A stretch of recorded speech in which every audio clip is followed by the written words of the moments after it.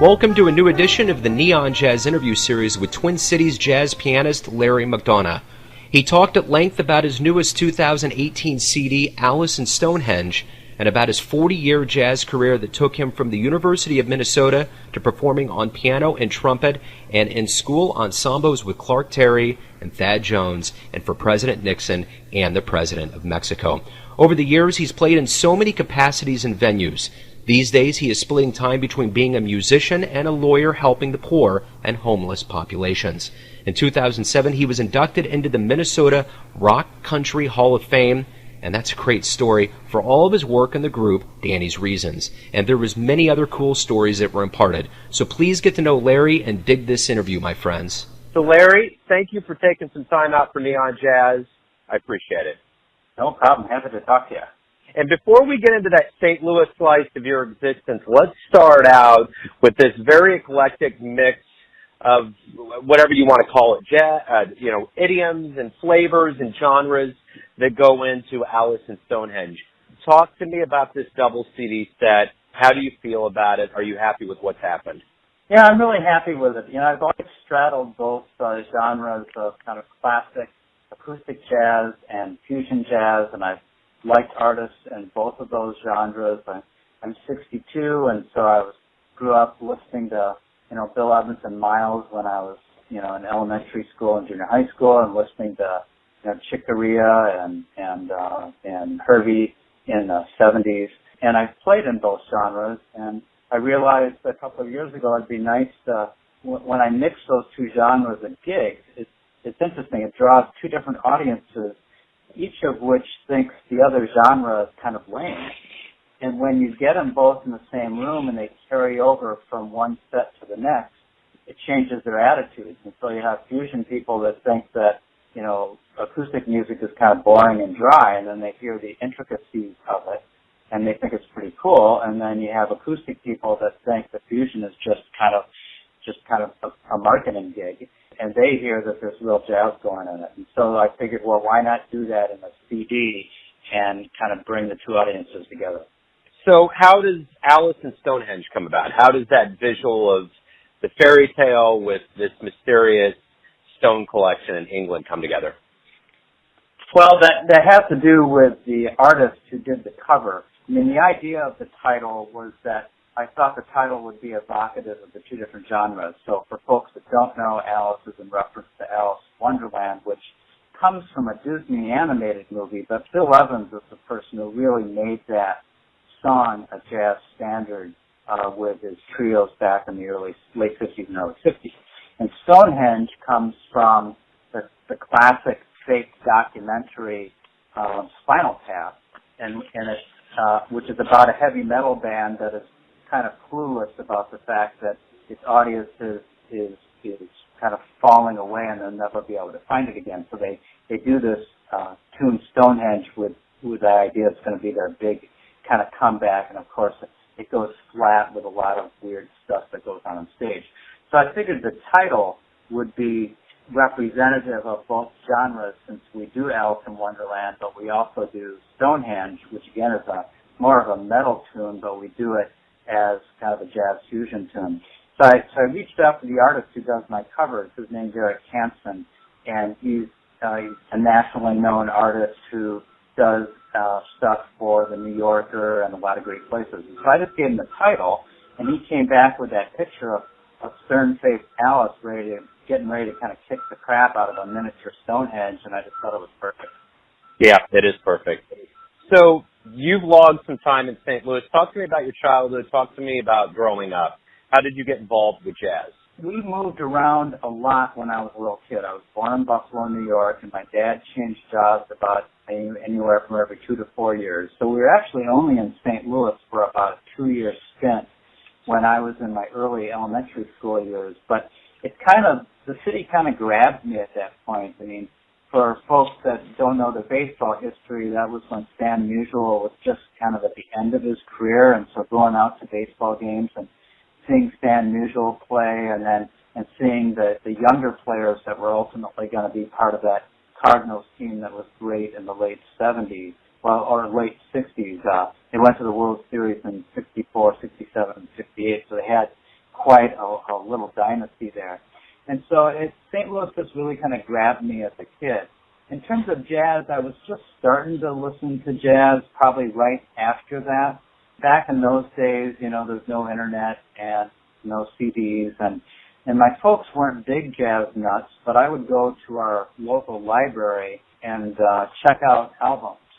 And, I'd heard a little bit about jazz in the newspaper, and so I would check out, like Kind of Blue or Bill Evans' Waltz for Debbie or, a Chet Baker album and think, wow, this stuff is really cool. And even though I liked, rock and roll and I liked the Beatles and everything, I was probably one of the only couple of kids in my neighborhood that was simultaneously listening to this stuff. And as I got more proficient in, at those days I was playing piano, trumpet, and clarinet, and ultimately majored in trumpet and piano in music school. But in those days I would put on those LPs and I would transcribe the arrangements and the solos. So I was learning kind of how Bill Evans was approaching harmony and how he was using motifs in his solos in the same way that you see in a great composition by Bach or Beethoven. So it just kind of evolved kind of gradually, I think.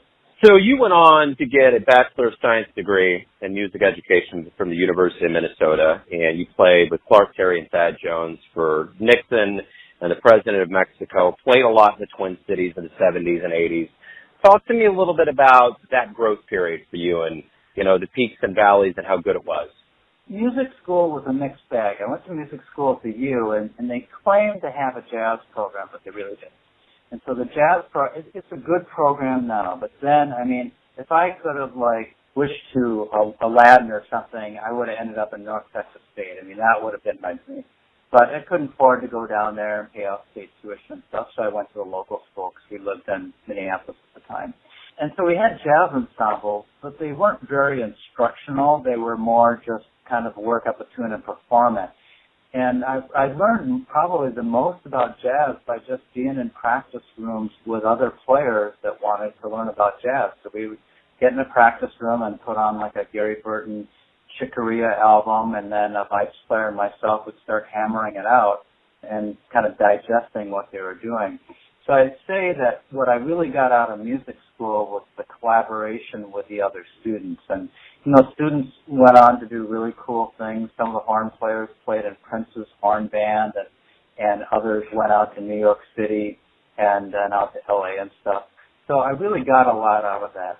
And I have to say, and the performances with national figures, for the most part, were connected to folks that came to the music school and then did workshops with our jazz ensemble. So, Clark Terry did, Phil Woods did, that type of thing. Now, we also had a really good jazz club in town, kind of like the Village Vanguard. It was called the Longhorn.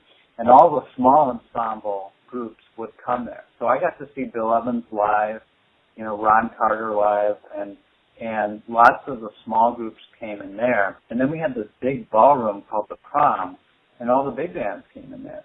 And so I saw, Woody Herman, Duke Ellington, Count Basie with the original leaders still in the band because they were all still around in the early 70s. I think I probably got as much out of going to those concerts and playing with other players that were really absorbing jazz than actually I got out of school.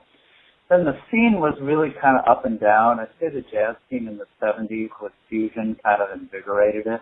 And so even if you were playing in nightclub bands, you could still slip in some fusion tunes and maybe play some jazz tunes in the first set. I'd say it was a little more of a wasteland in the 90s, and there weren't a lot of jazz clubs that were programming music, and so, most of the music I was doing then was probably playing more in jobbing bands and stuff. And then the scene kind of started to liven up again in the late 90s, early 2000s, and that's when I was approached by an independent record label to do a solo piano CD. And up to that point, I didn't really think I had a voice. I thought I was a competent journeyman musician, but not someone who would actually have a voice of my own. And it was from having to do my own album and having to figure out what my voice was that I started giving a lot of thought to that. I started composing more. I started arranging more in odd meters. And that's when I kind of found my voice of both original composition, but also kind of reharmonized classic music and then remetered music as well. So a lot of the music, I'll take like we have a Prince tune on this album, and it's called Question of You. It's originally done as a waltz. I put it in 5/4 and then reharmonized it to be much more dense. And so that's kind of been my voice probably the last 20 years. So the one thing about you is that you were inducted into the Minnesota Rock Country Hall of Fame for your work with Danny's Reasons. Yep. That might not be something people realize about you being a jazz guy. Talk to me a little bit about that. Yeah, well, that comes really from my jobbing period. So when I got done with school, I realized that, the way I'm going to get gigs is to be able to play everything. And to that point, I was classically trained, real proficient in the classics, and I was starting to get a sense for jazz, though I still felt I had quite a bit to learn in my early 20s. But the way to get gigs was to be proficient in everything. So, I played in polka bands and played in an Elvis band and metal bands and punk bands and jazz bands. And so one of my stops was playing with this kind of, they became kind of a classic rock band, but they were one of these Danny's Reasons. They were a band that was, a lot of folks don't know this, all over the country there were bands cropping up in the 60s that were doing original material and getting local and regional airplay. And Danny's Reasons was one of those bands. So when that happened, I was like in junior high school, so I wasn't part of that at all. But it stayed around and became more of a cover band. And so in my jobbing era, I played with them for a couple of years. So I don't really, the fact that I'm in the Rock and Roll Hall of Fame in some levels seems a little silly because I didn't have anything personally to do with the evolution of that band to be a local recording, local regional rock and roll recording artist. The leader was gracious, and when they got inducted into the Hall of Fame, he said, well, anybody who's ever played with us ought to get inducted too. So the ceremony was actually kind of funny. There were about 30 of us on stage, and we all took shifts playing on tunes with the band because this was a band that, it was like a Beatles kind of band. So at most it would have maybe 6 players on at a time. So it's kind of in my mind, it's kind of a cute footnote. Very cool. So let me ask you this. You've been around for over 40 years. You've played with a lot of legends. Benny Golson, Dwayne Eubanks. You've been in so many different capacities. Are you happy with how your career's turned out? Yeah, I am. And one of the things I want to talk about is that I kind of have this dual career going on. So, I majored in music, and I was a high school band director for a while, and I played in traveling national bands, and I've gotten nice opportunities to play with national artists. But at the same time, I've always had this really strong urge to try to make the world a little bit better for poor people. And so simultaneous to this, I later went to law school, and so my day job is I'm an attorney, and I do legal work for poor people in legal aid programs and nonprofit programs, and presently at a law firm where I direct a free legal program for poor people. And some folks might be thinking, well, you just kind of turned your back on the music by doing that. And I would say it actually freed up my mind for music because when I was a jobber, I played, in bands that some were not that good, but they paid the bills. And by having a day job that I like, that I'm really passionate about, that does pay the bills, it's allowed me in the last 25 years to play the music I want to play and not worry so much about it's going to pay the bills. So, a lot of folks think, you can make a really solid living playing at jazz. Most people that play jazz on a local level, they got some other gig going on. They're either teaching or they're a computer tech or they got some other job. And when you have that, it allows you to say no to the gigs that are less fulfilling. And so now I only play jazz, and I'll still get calls to play in other genres, and it'd probably be on some level, an interesting intellectual challenge. But I'd rather really just stay deep into the jazz, and by doing this, it's allowed me to really be better at jazz than when I was a full-time musician because I was spreading myself into so many different genres to pay the bills. So the short answer to your question is that I'm really happy with the trajectory. I get to work with a lot of really good people, and the people on this CD set are, they're great players, but a lot of folks don't know the best jazz players are the best listeners. I describe jazz as being like a book club. If you went to a book club and one person talked all the time, you'd either fire that person or you'd go to another book club. And jazz is the same way. If you just playing with folks and all they're thinking about is did they have the best solo that night, that's the wrong band. And this is a band where everybody is very modest about their skills and they're very complimentary to everybody else in the band, and they just listen like crazy.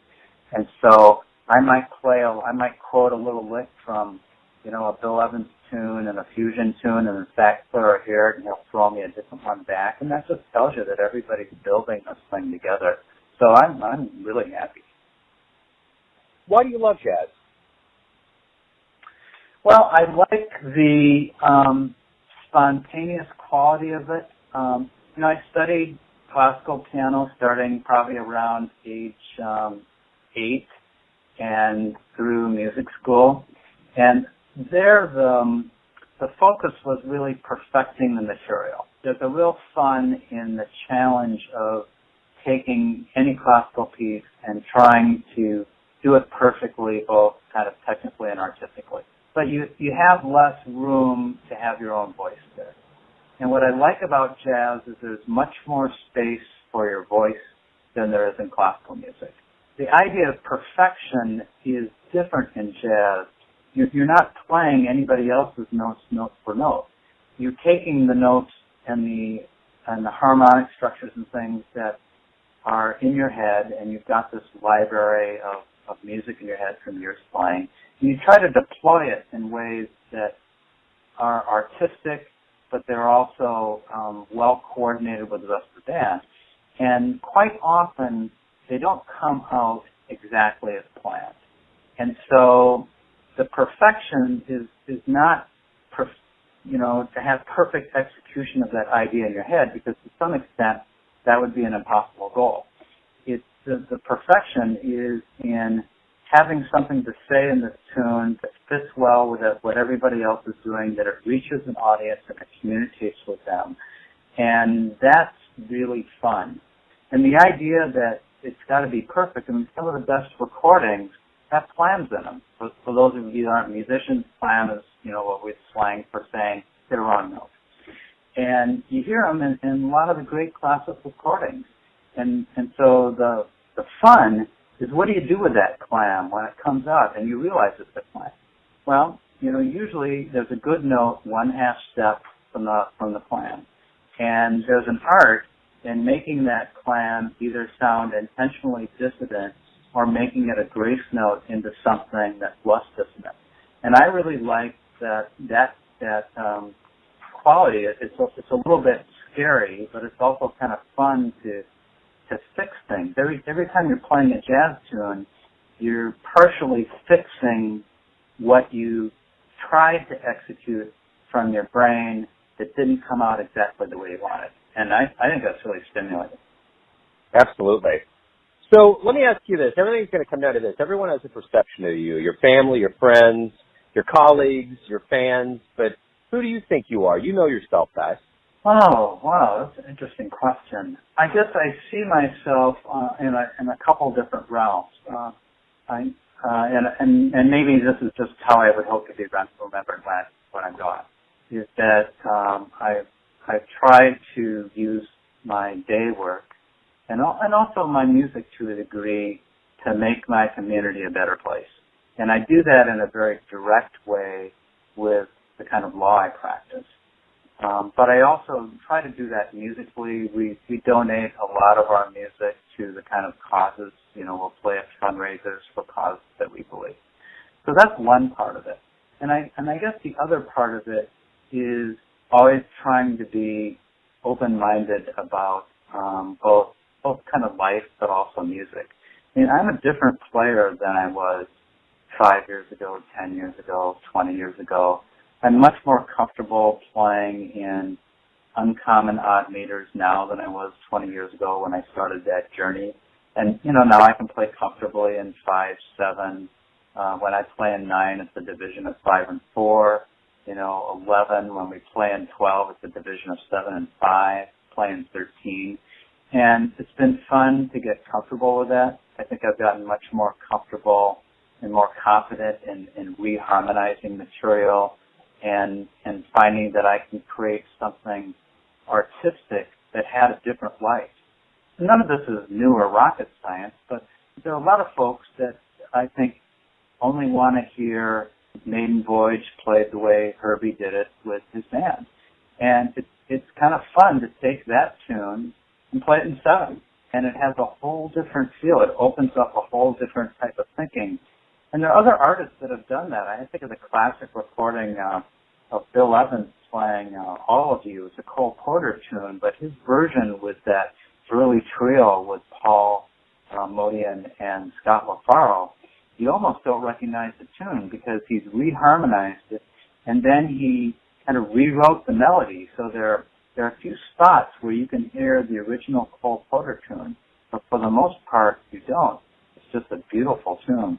And so I'd say kind of, trying to make the community better and then just trying to be open with myself about different interpretations of music, and then trying to communicate that to audiences and get them to be similarly open about new forms of jazz and new ways of appreciating it.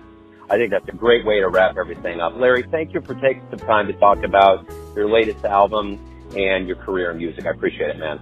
It's really been fun talking to you, and I'm hoping, sometime in the next couple of years we can get down into your territory. We've got some relatives in the area, and I'm kind of hoping the CD might open up some jazz festival opportunities and stuff to do a little bit of travel. So if we get down your way, I will look you up. Thanks for listening and tuning in to yet another Neon Jazz interview, where we give you a bit of insight into the finest players in Minneapolis, Kansas City, and spots all over the world, giving fans all that jazz. And thanks to Larry for his cool and his music.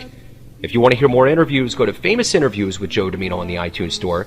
Visit neonjazz at youtube.com, and for everything Neon Jazz, go to the neonjazz.blogspot.com. Until next time, enjoy the jazz, my friends.